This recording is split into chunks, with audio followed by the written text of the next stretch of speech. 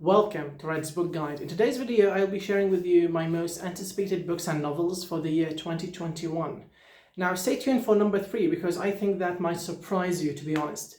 Not that the book itself is surprising, even though it holds a very great message, but my selection of it or my choice for this book might surprise you. So buckle up and I hope that you enjoy today's video. Now, as a bookworm, you might be wondering all the time, what should I read next? I have no more books to read.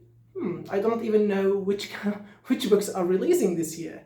And this is where I will be helping you in deciding and guiding you towards finding the best book that might suit you. I am quite certain that this list, which I have personally picked, will be of great importance to you due to how diverse the actual books are. You've got novels and a memoir that I think is quite interesting, which is going to be releasing this year as well. Book number 1 by Jessica Goodman, that is called They Will Never Catch Us.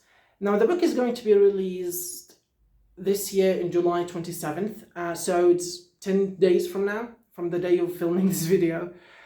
Now, the book talks about two sisters who are of different characters. One who is called Stella and the other is called Ellie. Now, Ellie is some kind of a loose character, not a loose cannon, but a loose character in the sense that she goes out with her friends, she is fun at friend gatherings and parties. Even though she is a great athlete, she takes a great care of her career, she does still have some time for fun, so to speak. Whereas her sister Stella is quite the opposite. She is very reserved, she is untrusting, and the typical type of the tight-lipped. This disparity of character causes them to be clashing all the time, to have conflicts, to have a very complicated lives. And even this complication is intensified when another new athlete comes into town, whose name is Miller Keene. Now, Miller Keene is somewhat a mixture of both personalities, such as the personality of both Ellie and the personality of Stella.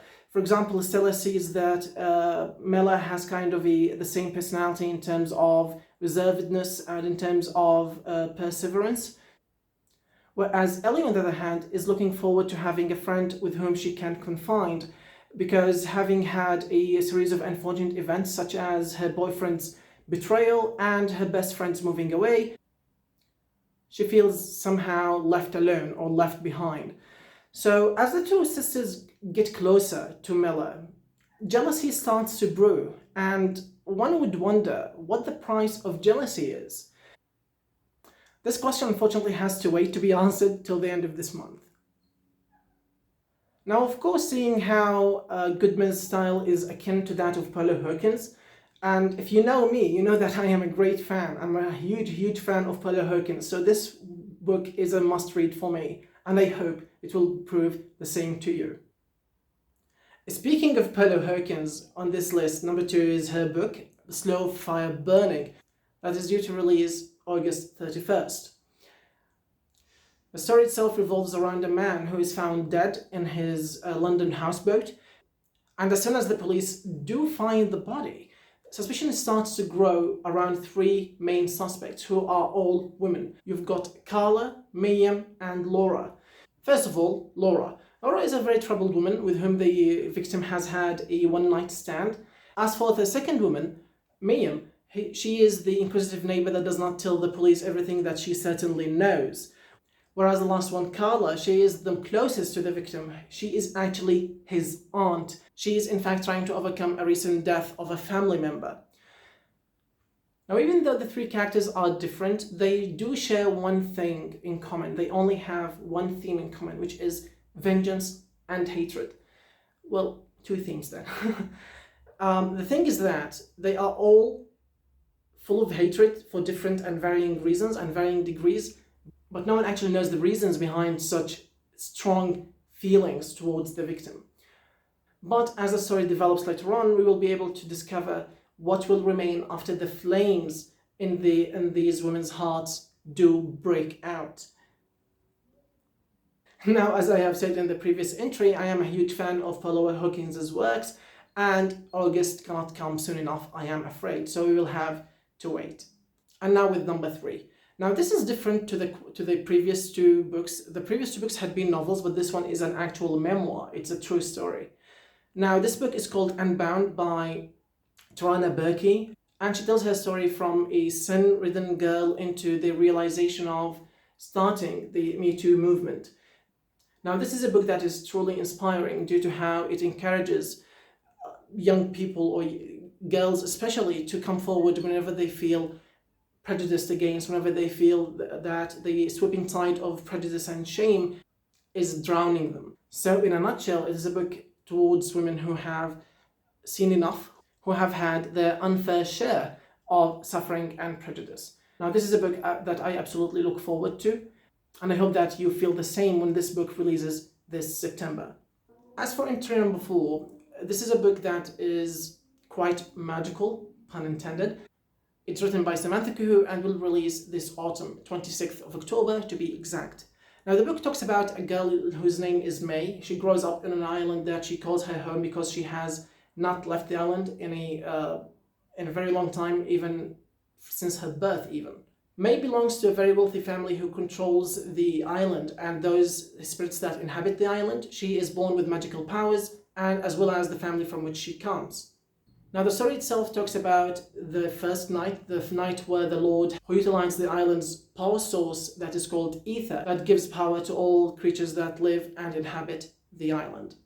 However, when the spirits start dying in mysterious ways, it is up to May to uncover the truth, and she has to come face to face with one of her most intriguing fears, which is basically, what if all my life has been a lie? And what if my family's wealth has been granted and has been procured through mysterious and ill ways?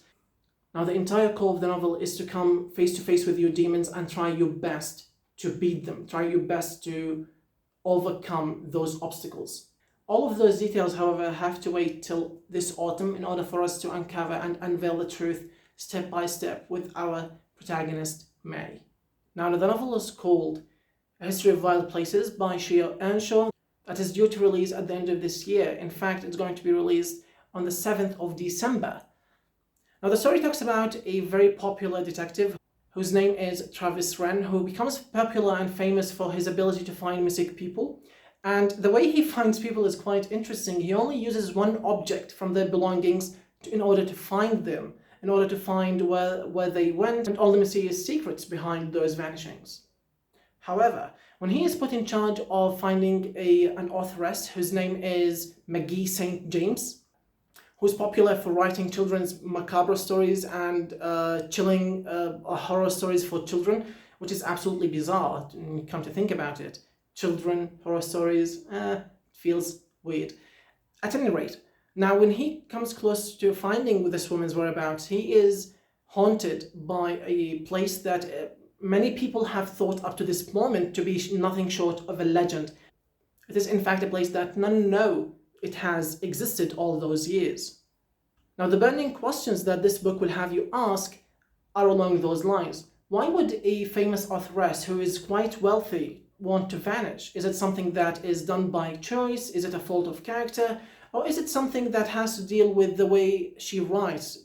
Unfortunately, all those questions will have to wait, as I have explained throughout the video. Unfortunately, all of these questions have to wait because of the fact that waiting for a book is quite excruciating, especially at those trying times.